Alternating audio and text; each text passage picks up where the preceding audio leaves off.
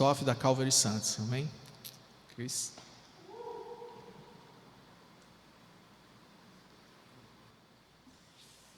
Bom, boa noite, gente. Boa noite. Bom estar com vocês essa noite. Boa noite. Como o Naldinho falou, queria muito estar com vocês, matando saudade com cada um de vocês, mas existe certa confusão, uma cidade pode, outra não pode, né? Aqui não pode essa semana, então se sintam muito abraçados na tela. Aqui mesmo não poderia abraçar, né? Então se sintam abraçados virtualmente aí. Dependendo do seu aparelho, você pode abraçar, e é mais ou menos assim o corpinho que já cresceu aqui na pandemia. Se tiver uma TV maior, com, sei lá, 30, 40, 60 polegadas, já é fora da realidade, tá? A gente tem que se ver pessoalmente para bater um papo e fazer esse abraço, quem sabe, logo, logo que essa pandemia vai passar, mas estamos nessa paciência. Vou falar, inclusive, um pouco a respeito disso que nós temos enfrentado, né? Na Calvary Santos, a gente tem estudado os Salmos essas semanas, esses meses, com uma série titulada Consolo nos Salmos. E os Salmos são maravilhosos, né? Eu acho que todo mundo pegou pelo menos algum salmo no meio dessa pandemia para se consolar, né? Os Salmos nos mostram todas as emoções, todo tipo de emoção que a gente pode ter, né? Os autores passaram por todo tipo de emoção e abriram o seu coração diante de Deus. São medos, né? São ansiedades, são dúvidas, né? Incertezas que têm. E os Salmos nos permitem enxergar o mais profundo do ser humano e nos ajudam a fazer uma análise, né? A avaliar como a gente realmente está. A gente pode ver com as experiências desses autores um pouquinho daquilo que a gente talvez esteja sentindo também. Bom, eu quero orar e depois a gente vai começar a falar sobre os Salmos 42 e 43. Então você já pode abrir a sua Bíblia no seu dispositivo, os Salmos 42 e 43. Vamos orar. Senhor, obrigado por essa oportunidade. É um prazer muito grande estar aqui, um privilégio, Senhor, de estar mesmo virtualmente com os meus irmãos. Eu te agradeço, Senhor, que a Tua palavra que nós podemos estudar, céus e terra vão passar, mas a Tua palavra jamais vai passar. É ela que nos sustenta, ela que nos dá tudo que nós precisamos e o Teu Espírito fala através dela. É isso que nós te pedimos nesse momento. Senhor, nesse encontro que nós temos, mesmo não em pessoa, mas em espírito, Senhor, com o Deus vivo, nesse momento, que Teu Espírito fale ao nosso coração.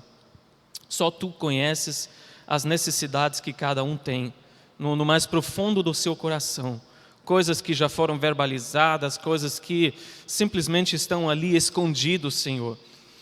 Tu sabes, Senhor, e podes ministrar a Tua verdade a cada situação que o Teu povo está passando. Então nós te pedimos, Senhor, pela Tua graça e misericórdia, toca os nossos corações, Senhor.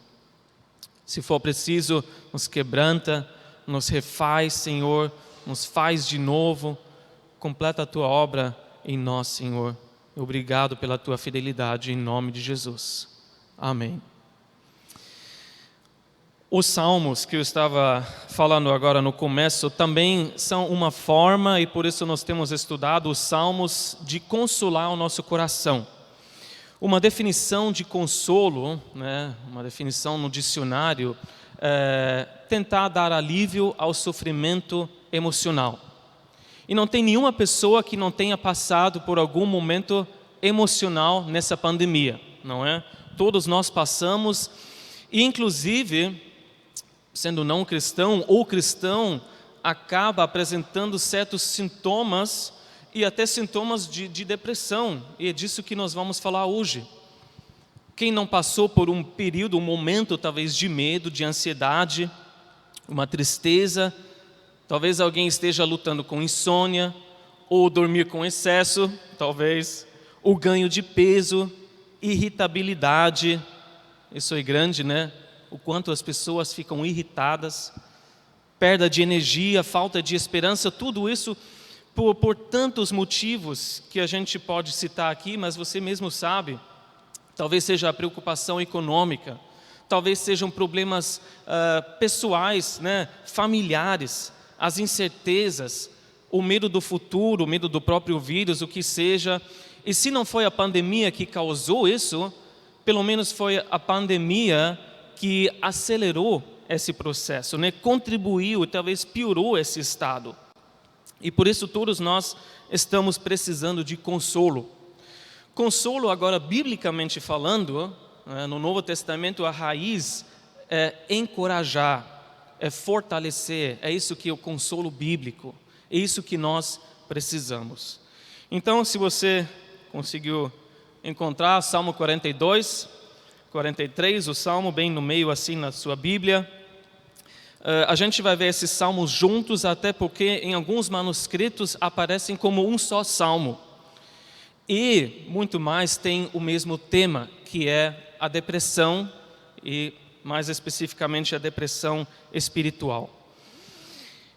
A depressão pode ter várias causas, obviamente. Pode ser físico, pode ser emocional, pode ser espiritual, pode ser realmente alguma coisa relacionada ao seu corpo, né? Falta de comida pode dar depressão, né? Uma malnutrição ou falta de sono. Desequilíbrios metabólicos, hormonais, podem causar a depressão. Podem ser efeitos colaterais de remédios, né? Ou até o abuso de várias substâncias, como álcool ou drogas. Podem ser doenças crônicas. Uma pessoa que luta anos e anos com alguma enfermidade física, né, do seu corpo, pode desenvolver isso. A causa pode ser emocional também. E aí a gente fala muito das coisas que a gente tem experimentado na pandemia, que esse mundo está passando na pandemia, não é? São eventos estressantes que nos levam até isso. A perda do trabalho, a perda de um ente querido, a perda do cônjuge através de um divórcio, né? Mas também é a solidão, o isolamento, conflitos pessoais, o sentimento de falha. Tudo isso é o que tem acontecido durante a pandemia. Mas também pode ser espiritual, não é? São, por exemplo, momentos em que a gente não confessa o nosso pecado, e é só ver o Salmo 32, né? Você vai entrar numa depressão. Se você der brecha para Satanás e abaixar o seu escudo da fé, obviamente as setas inflamadas vão vir, né, e vai se criar uma nuvem escura em cima da sua cabeça, né, que não sai daí, se estabelece e joga a sombra acima de tudo que você faz e pensa. Então pode ser espiritual também. Dizem que 1 em cada 5 pessoas nesse mundo enfrenta em algum momento na vida uma depressão. E todos nós, acredito eu, já passamos por momentos de tristeza e desencorajamento que logo passa, graças a Deus, mas no momento parece uma depressão momentânea, não é? E por isso a gente precisa de consolo, e os salmos, e principalmente esse salmo 42 e 43, nos trazem as boas novas que Deus tem a cura para a depressão. Esses salmos nos mostram que o desencorajamento, a tristeza, a depressão não é o fim. Então vamos ler os primeiros 2 versículos do Salmo 42, e tem um título também: Para o mestre de música, um poema dos coraitas, que eram levitas, né, lá no tabernáculo. Como a corça anseia por águas correntes, a minha alma anseia por ti, ó Deus. A minha alma tem sede de Deus, do Deus vivo. Quando poderei entrar para apresentar-me a Deus? Então o salmista começa a falar sobre um anseio e se compara como a corça, um animal muito comum na terra de Israel. Então você imagina um animal precisando de água, sedento, desesperado por água, talvez por causa de uma seca, talvez porque tenha fugido de um predador.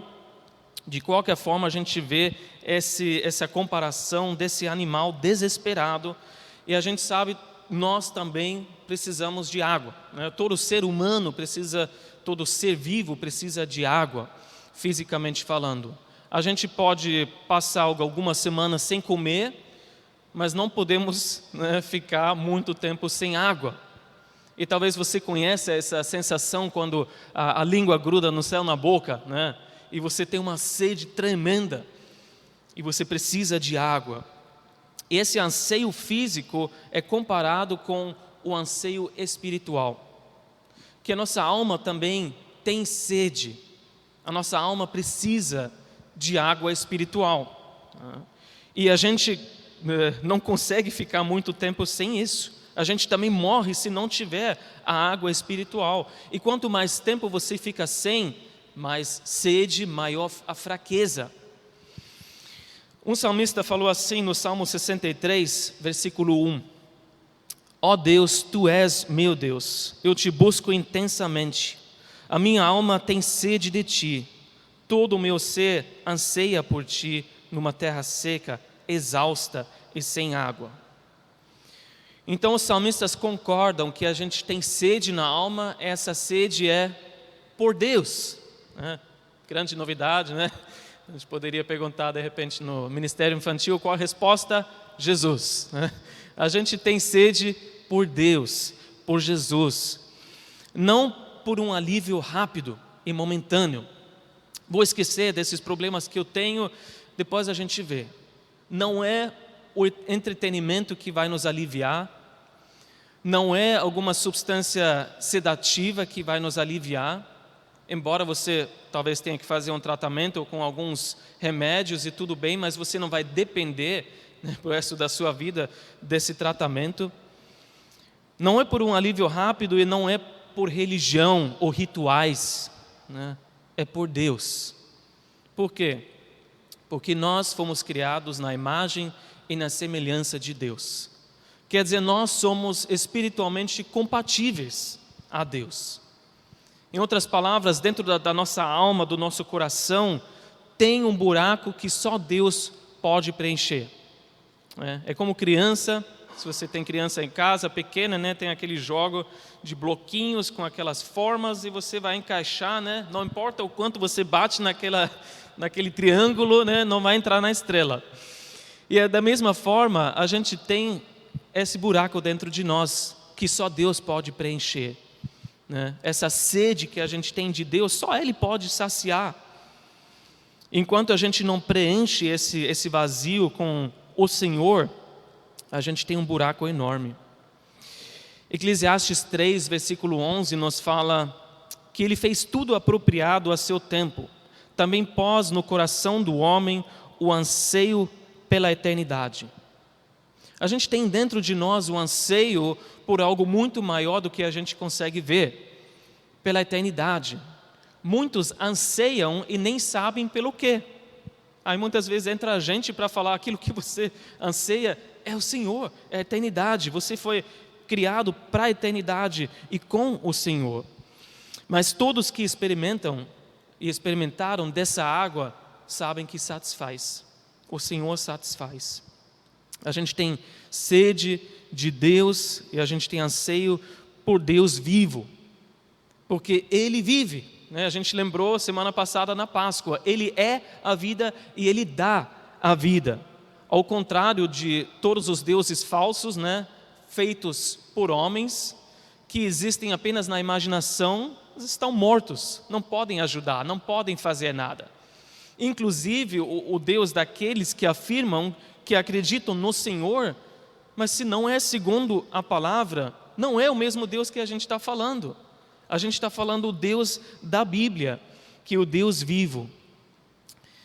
O salmista fala: eu tenho anseio desse Deus, eu tenho sede dele, eu tenho saudade de Deus, um anseio de estar na presença dele, um desejo de ter um encontro com o verdadeiro Deus. Como ele diz no versículo 2, para apresentar-me a Deus, né, quando poderei entrar. No Antigo Testamento, ele obviamente falava de um lugar físico, né, de um lugar certo, que era o tabernáculo em Jerusalém. Talvez para você seja algum acontecimento que você lembra antes da pandemia, né? Ou aquela comunhão na igreja, dessa forma que eu matava a saudade do meu Senhor. Mas Jesus nos fala no Novo Testamento que nós não adoramos em Jerusalém, né? Não é um lugar físico necessariamente, é qualquer lugar, é qualquer hora, em espírito e verdade, que nós adoramos o Senhor, que nós podemos ter um encontro com o Deus vivo. Então a pergunta é, o que a tristeza, o desencorajamento tem causado em você? Você tem se afastado das pessoas, tem se afastado talvez até de Deus? E talvez o buscar a Deus não seja mais uma prioridade na sua vida. Ou talvez o anseio por Deus tenha aumentado, até por causa das coisas que a gente tem vivido. E o anseio hoje é maior do que no ano passado. Você anseia o Senhor mais do que no mês passado, talvez. E que isso aconteça, que as nossas adversidades sempre nos levem para mais perto de Deus. Eu não preciso fazer nenhuma enquete aqui, né, virtual, que seja, quem está ansiando mais pela volta de Cristo? Maranata, né? Volte logo Jesus. Mas eu tenho um receio que muitas vezes a gente pode desejar, ansiar, né, a volta de Cristo por um motivo meio errado, meio desfocado, de querer Jesus, né? Eu quero a volta de Jesus para me livrar desse mundo, né? Para me livrar desses problemas, para me livrar dessa depressão. Mas não é exatamente isso que é o foco certo para a volta de Cristo. A gente deve ansiar a volta de Jesus, o arrebatamento, porque nós queremos estar com Ele, né? Porque nós ansiamos estar com o nosso amigo, com o nosso Salvador amado. Senão, a gente é apenas como uma menina que quer casar porque quer sair da casa dos pais, né? Mas não é por aquilo que a gente deixa para trás, mas pelo quem nos espera que a gente anseia pela volta de Cristo, não é? E muitas vezes a menina que simplesmente quer sair de casa acaba, né, até casando com um homem qualquer só porque quer sair daquela situação. Não é aquilo que a gente deve desejar, porque a gente sabe para onde a gente vai. Qual era a situação desse salmista? Versículo 3, e talvez você se identifique com isso. Minhas lágrimas têm sido o meu alimento, de dia e de noite, pois me perguntam o tempo todo, onde está o seu Deus? Era tristeza constante, lágrimas de dia e lágrimas de noite. Espero que não seja a sua realidade, a sua experiência, mas talvez você tenha ficado sem apetite também alguns dias, né? Porque parece que as lágrimas foram o alimento, né, desse salmista.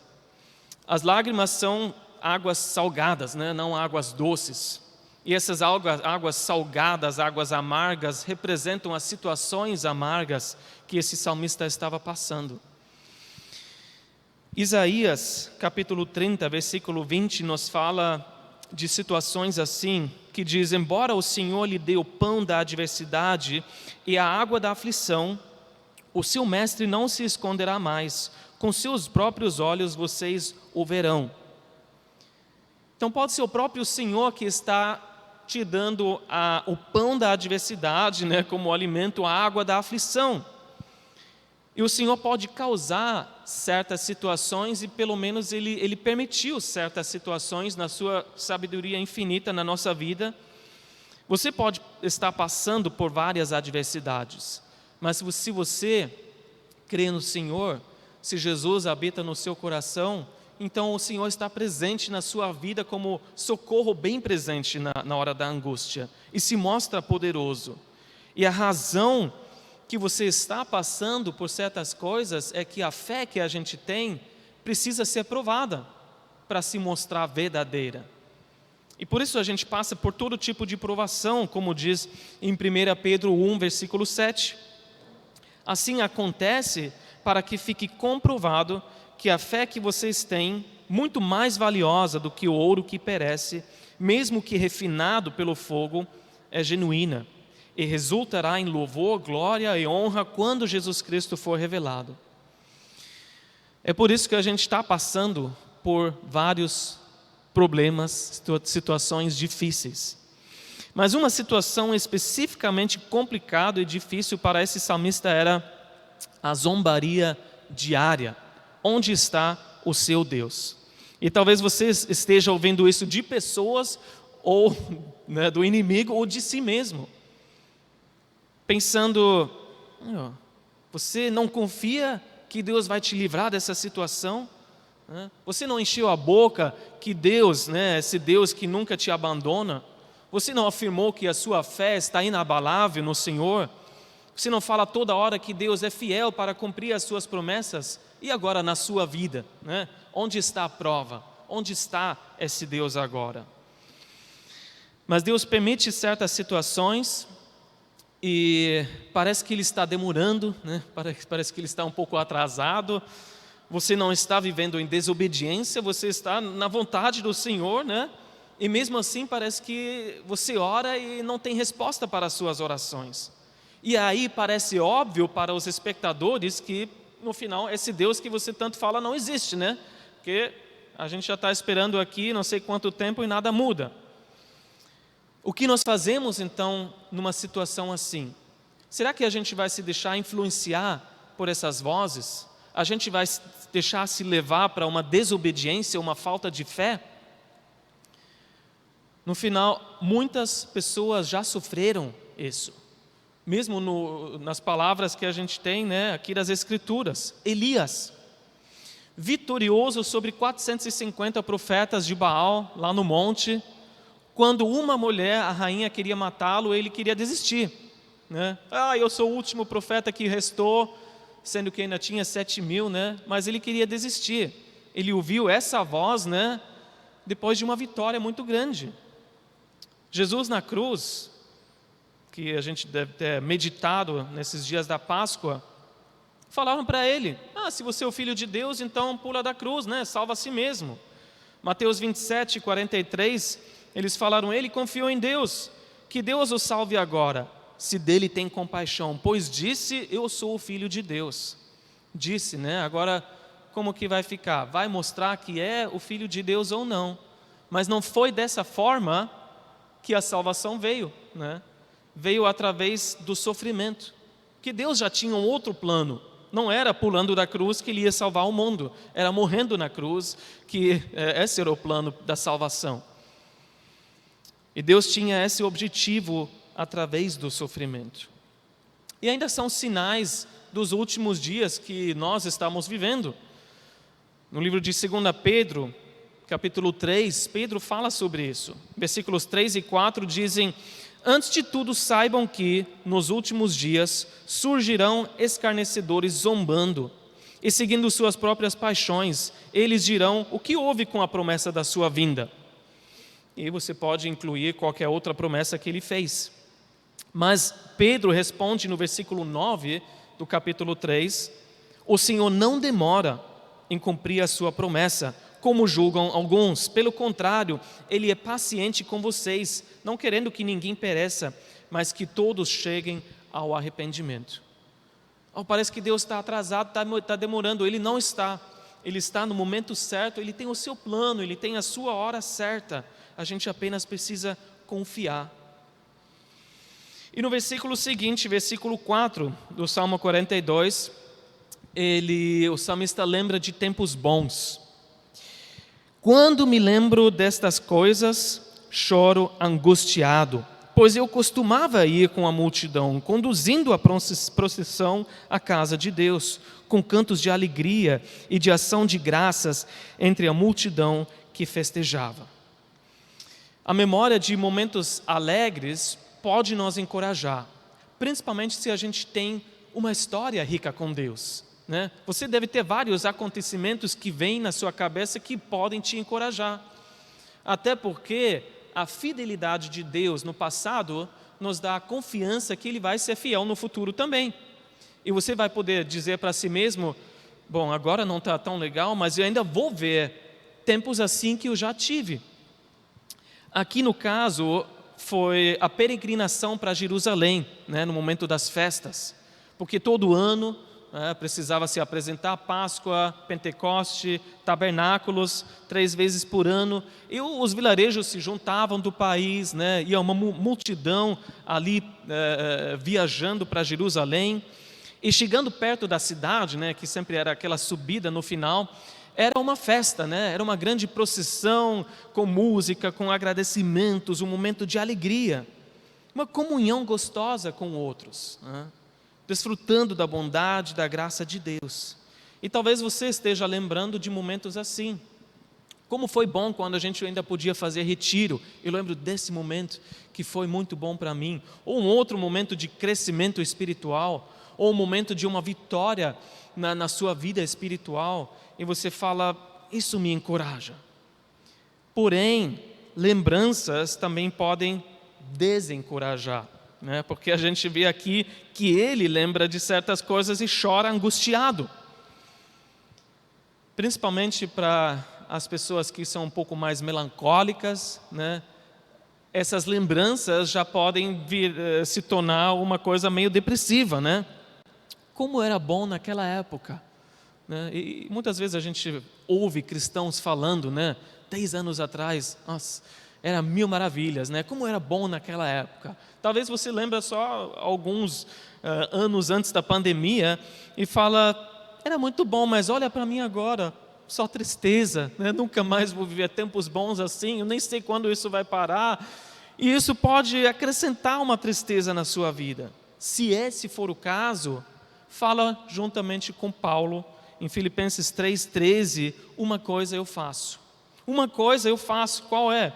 Esquecendo-me das coisas que ficaram para trás e avançando para as que estão adiante, porque Deus ainda tem mais para as nossas vidas, Essa pandemia não é o fim, tudo que a gente está enfrentando nesse momento não é o fim, a gente tem mais coisas nos esperando no futuro. Então, como a gente deve lidar com esse sentimento de depressão ou qualquer sintoma que eu citei antes? O que a gente deve fazer? Versículo 5. Por que você está assim tão triste, ó minha alma? Por que está assim tão perturbada dentro de mim? Ponha a sua esperança em Deus, pois ainda o louvarei. Ele é o meu Salvador e o meu Deus. Ele desafiou a depressão dentro de si. E quanto mais antes, melhor, Ele simplesmente se direcionou e falou consigo mesmo, falou com Deus. E se você sente qualquer princípio de depressão, fala com uma pessoa de confiança também. Se você está em depressão, procura ajuda profissional também, mas não deixa crescer sem ser tratada. Não tenta fingir que não existe nada, que está tudo maravilhoso. Como você está, meu irmão? Estou bem, estou ótimo. Não finge que não existe nada. Não trata esse tema como um tabu, não tenta varrer debaixo do tapete, mas reconheça o óbvio. Como está? A minha alma está triste, está perturbada, na verdade. E aí, não para aqui, obviamente, mas descubra o motivo. Por quê? Qual a razão? De onde vem isso?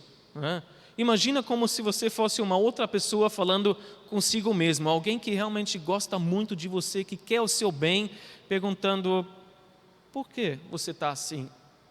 E se pergunta, de onde vem isso? Qual a razão? Realmente vem por causa das circunstâncias? Realmente são as dificuldades que eu tenho pessoais ou decorrentes da pandemia? Realmente são as pessoas que falam certas coisas a respeito de mim? Ou será que sou eu mesmo e as minhas falhas e a minha falta de fé que me põe para baixo? E se você quiser, faz até uma lista, se isso ajuda para você, coloca no papel e você vai ver que realmente existem razões válidas para se ter uma depressão, mas sempre existem mais razões para ter esperança. Muitas coisas que você pode pôr ali no papel, você pode falar, bom, qualquer um ficaria depressivo com isso acontecendo, mas eu tenho o meu Senhor, eu tenho mais razões para ter esperança. E aí, depois de ser o seu próprio médico, de certa forma, né, analisando o que está acontecendo no seu coração, você acaba sendo o seu próprio coach, né, se encorajando. Não com palavras positivas, obviamente, mas se lembrando da verdade de Deus pela palavra de Deus. E coloca toda a sua esperança que restou em Deus. Ele vai agir, Ele pode mudar todas as coisas.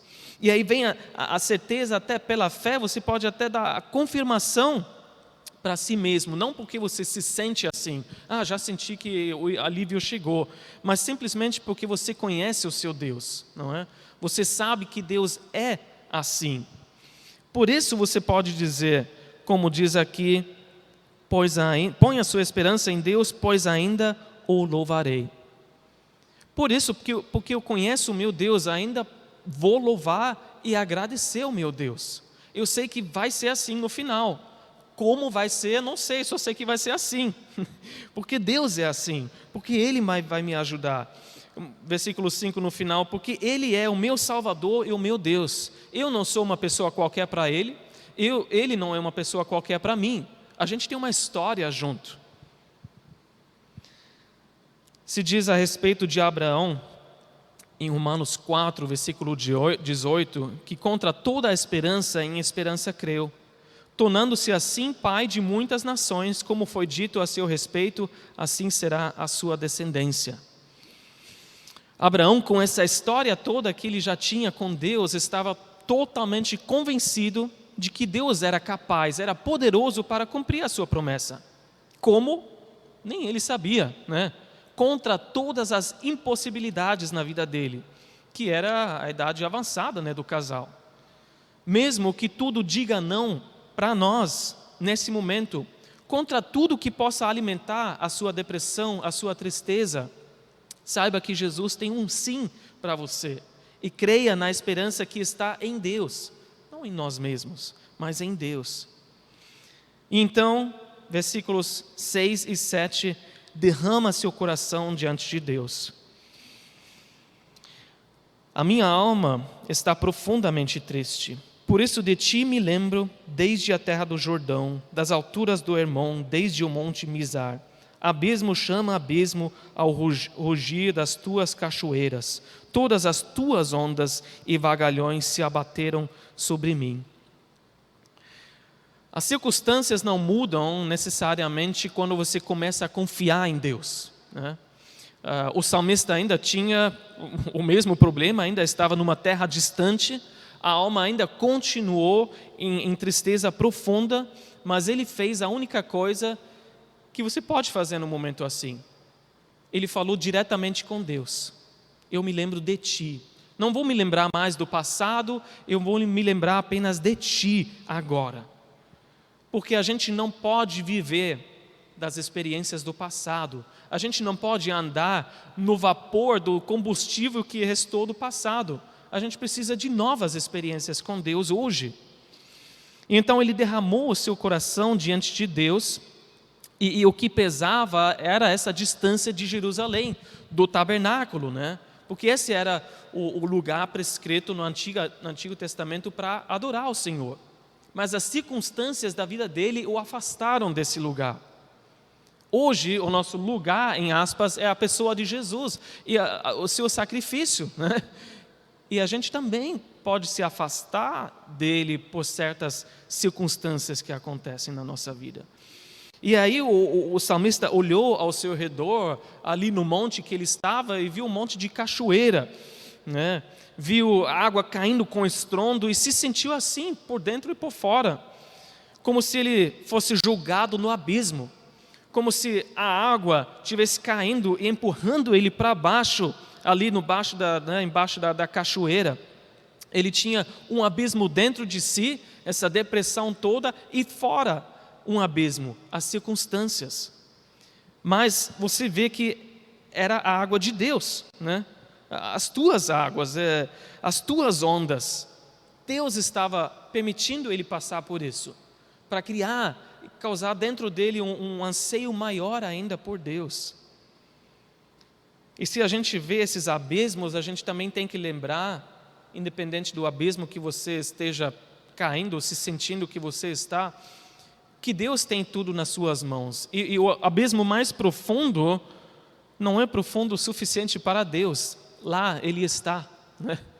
Ele tem as suas mãos no fundo desse abismo mais profundo, te segurando. E então, versículos de 8 a 10, o salmista precisava de uma mudança de rotina. Ele fala: conceda-me, ó Senhor, o seu fiel amor de dia. De noite esteja comigo a sua canção. É a minha oração ao Deus que me dá vida. Direi a Deus, minha rocha, por que te esqueceste de mim? Por que devo sair vagueando e pranteando, oprimido pelo inimigo? Até os meus ossos sofrem agonia mortal quando os meus adversários zombam de mim, perguntando-me o tempo todo onde está o seu Deus. Enquanto as circunstâncias não mudam, a única coisa que a gente pode mudar é a nossa atitude, né? E o nosso olhar. Ao invés de olhar de forma deprimida para baixo, olhar para si mesmo, o seu próprio umbigo, você pode olhar ao seu redor e, como ele diz, abrir os olhos para ver o amor fiel de Deus. Você pode escolher cantar louvores na escuridão. Você pode orar enquanto nada muda. E a gente sabe que o melhor remédio para um coração, um espírito abatido, é o louvor. Independente de como a gente se sente. Porque Deus continua sendo o mesmo. Ele chama Ele, né, de Deus da minha vida, o Deus que me dá a vida. Uma confissão que a gente pode dar, porque a gente sabe que Ele não é apenas uma parte da nossa vida, mas Ele é a nossa vida inteira, né? Do nascimento à morte e além, Ele é o nosso Deus. A gente depende dEle, a gente confia nele, Ele está intimamente envolvido em todos os detalhes da nossa vida e tudo que se passa. Não apenas a nossa vida espiritual, né, como se fosse um comportamento assim da nossa vida, mas toda a nossa vida, corpo, alma, espírito, Ele se preocupa conosco. E o que o salmista disse para Deus em oração? Que Deus é a rocha dele. Ele tinha certeza que Deus era esse fundamento seguro debaixo dele, sustentando a vida dele. Mas ele foi honesto também. E a gente vê que é uma luta de altos e baixos. Não é assim, eu tenho fé, fui curado da depressão. Pode ser uma longa luta de altos e baixos, porque ao mesmo tempo ele ainda se sentiu esquecido, né? Triste, morrendo por dentro por causa da zombaria dos inimigos. E então, versículo 11, outra vez, ele precisa virar para si mesmo e para Deus e repetir o que ele já falou no versículo 5. Versículo 11: por que você está assim, tão triste, ó minha alma? Por que está assim, tão perturbada dentro de mim? Ponha a sua esperança em Deus, pois ainda o louvarei. Ele é o meu Salvador e o meu Deus. Por isso, por causa desses altos e baixos que você passa nessa luta, ele também precisava empeitar novamente essa depressão dentro de si, né? Quantas vezes você fala? Quantas vezes for preciso. Não importa quantas vezes ao dia você tem que falar isso para si mesmo. Por que eu estou assim agora? Por que eu estou me sentindo dessa forma? Ainda estou depressivo, então preciso continuar me encorajando no Senhor. Continuar falando comigo mesmo, ao meu coração, né? Me analisando e falando ao Senhor também. E agora a gente vai dar continuidade e ler o Salmo 43. Como eu disse, alguns manuscritos trazendo os dois como um só. Caso tenha sido outro salmista, ele pegou essa mesma ideia, porque a gente vê o versículo 5 e o versículo 11 repetido outra vez no último versículo do Salmo 43. Que eu quero ler com vocês os 5 versículos desse salmo. Faze-me justiça, ó Deus, e defende a minha causa contra um povo infiel. Livra-me dos homens traidores e perversos, pois tu, ó Deus, és a minha fortaleza. Por que me rejeitaste? Por que devo sair vagando e pranteando, oprimido pelo inimigo? Envia a tua luz e a tua verdade, elas me guiarão e me levarão ao teu santo monte, ao lugar onde habitas. Então irei ao altar de Deus, a Deus, a fonte da minha plena alegria. Com a harpa te louvarei, ó Deus, meu Deus. Por que você está assim tão triste, ó minha alma? Por que está assim tão perturbada dentro de mim? Põe a sua esperança em Deus, pois ainda o louvarei. Ele é o meu Salvador e o meu Deus. Não mudou muita coisa, né? Dos sentimentos que ele teve, dos problemas que ele enfrentou. Dessa vez a adversidade tinha um pouco mais a ver com a injustiça que ele sofreu na mão de homens enganosos, mas ao mesmo tempo ainda tinha tristeza por causa dos seus inimigos, a mesma sensação que Deus tinha esquecido ele, né? E aí no versículo 3 a gente vê a grande diferença, uma adição a gente pode dizer. Ele fala: envia a tua luz e a tua verdade, para encontrar o caminho de volta, né? Saindo daquilo que eu estou passando, que eu estou vivendo, sentindo dentro de mim, eu preciso procurar uma saída, e Deus sempre dá um escape. O que ele precisava? A luz de Deus e a verdade de Deus. Óbvio, no mundo de escuridão, no mundo de mentiras, preciso nem falar tudo que a gente ouve hoje em dia, a gente precisa de luz e verdade. E o Novo Testamento, vocês sabem, as crianças sabem, Jesus é essa resposta. Jesus é a luz, Jesus é a verdade. E a palavra de Deus é a nossa luz, né? Salmo 119, 105. E a palavra de Deus é a verdade, João 17, 17. E quanto mais nós escolhemos expor a luz e a verdade dessas páginas, nós vemos que nós estamos enxergando um caminho que nos leva de volta. Quanto mais nós banhamos, né, na luz e na verdade dessa palavra, mais nós somos guiados de volta. E essa é uma grande diferença entre o cristão que está na palavra e aquele que tem a palavra na cabeça, mas não está lendo, está estudando a palavra nesses dias, nesses meses. A sua Bíblia em casa vive aberta ou fechada? Eu não estou falando de pegar pó na prateleira, né? Óbvio, mas você está folheando a sua Bíblia, você está usando ela, você deixa que ela te guia a um certo lugar, você deixa que Deus fale com você através dessas palavras, porque são palavras vivas, né? São palavras que penetram o coração se você deixar. É isso que é o grande diferencial que a gente está vendo e vai ver nesses dias. E mais ainda, além daquilo que a gente precisa para encontrar o caminho de volta, para onde esse caminho vai levar. Versículo 4, no contexto do Antigo Testamento, era um lugar físico, né? Era Jerusalém, mas no nosso contexto é a comunhão com Jesus, onde, versículo 4, também é a fonte da minha plena alegria. Na presença de Deus, há a plenitude de alegria, há a cura para a nossa depressão. No altar, né, é ali que o caminho vai me levar, para a cruz, onde eu posso descarregar toda a minha culpa, todos os meus pecados. É ali onde Jesus se entregou como sacrifício por todos nós, onde há perdão, onde há um novo começo para todos que querem. Para você que já anda muito tempo com Jesus, para você que ainda não entendeu muito bem por que Jesus veio e o que Ele veio fazer, é a cruz. É a cruz que eu foco, é a cruz que te oferece o perdão de todos os teus pecados, passado, presente e futuro. É na cruz que você pode ter um novo começo, talvez pela primeira vez, talvez pela graça de Deus, uma quinta, décima, ou que seja vez.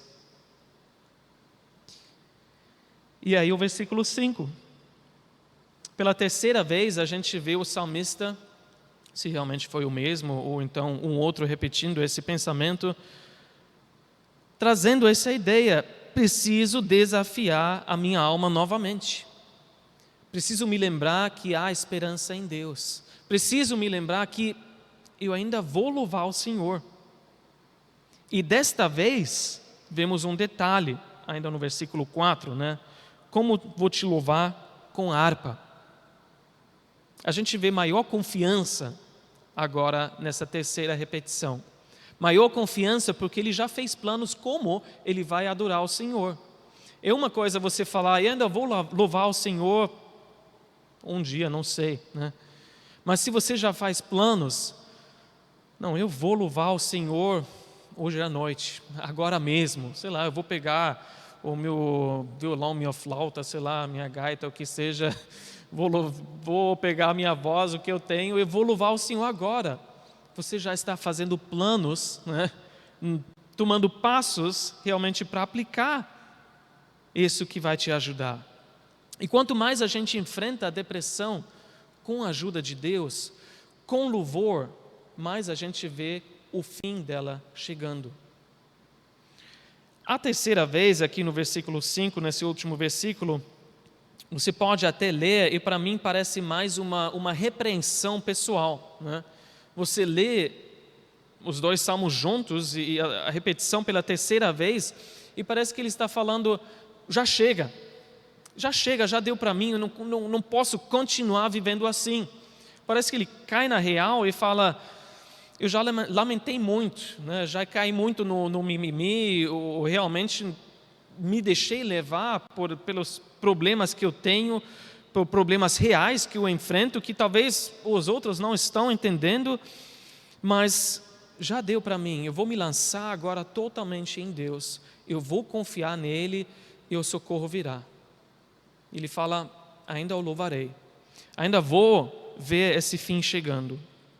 É isso que nós vemos nesses dois salmos, que a fé pode ter uma longa luta com a depressão ou a tristeza, uma longa luta, mas no final a fé vai ter a última palavra, e essa vai ser: ainda te louvarei.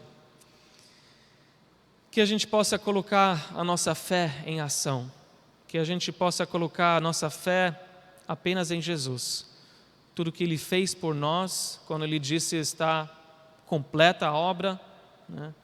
Está totalmente pago, está resolvido, né? E a gente possa se apropriar dessa vitória da cruz em todas as áreas da nossa vida. E não digo que é fácil, não digo que é um alívio rápido, mas é a resposta que Deus tem para nós em todo tipo de sofrimento, né?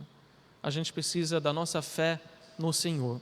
Ela pode ter uma longa luta com a depressão, os problemas que a gente enfrenta, mas a fé, a palavra de Deus nos diz, vai ter a última palavra: ainda o louvarei. Amém? Vamos orar.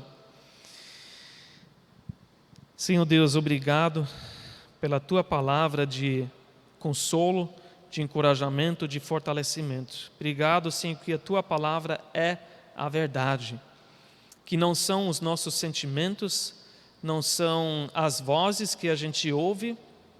Senhor, é a Tua palavra que nos garante como sair de tudo que a gente sente, que nos põe para baixo, que nos paralisa, que nos impede de viver a plena alegria e abundância da vida que o Senhor prometeu para nós. Mas nós sabemos que Tu és fiel para cumprir todas as Tuas promessas nas nossas vidas. Nós já experimentamos, e mesmo se nós já esquecemos, Senhor, outros irmãos podem comprovar isso, e a Tua palavra comprova e nos garante que Tu és fiel do começo ao fim. Tu és fiel para completar a obra, a boa obra que o Senhor começou. E por isso nós queremos essa noite colocar a nossa confiança em Ti. Peço, Senhor, que todos que se encaixam nesse salmo, talvez, Senhor, nesse momento, que Tu possas visitar, Senhor, cada uma dessas pessoas com a confusão dos seus sentimentos, com a realidade daquilo que estão enfrentando, e mostrar o caminho para sair disso. Porque ninguém quer ficar, ninguém curte, Senhor, está em depressão, está, Senhor, sofrendo. Tu és a solução, Tu és o caminho, Tu és a verdade, a vida, Senhor. Tu és a vida eterna, Senhor. E que essas palavras se tornem vida para as nossas almas, os nossos corações nesse momento. Que a gente possa apropriar essa palavra, Senhor, fazer esse check-up, Senhor, e principalmente identificar se a gente não está entrando numa depressão real. Que Tu possas nos livrar, Senhor, de cair mais num abismo. E obrigado, Senhor, por ser fiel em nos levantar de novo e de novo e de novo ao nós caímos. Obrigado pela Tua graça. Louvado seja o Teu nome hoje e que ainda podemos Te louvar, Senhor, com tantos outros motivos no futuro. Obrigado, Senhor, em nome de Jesus. Amém.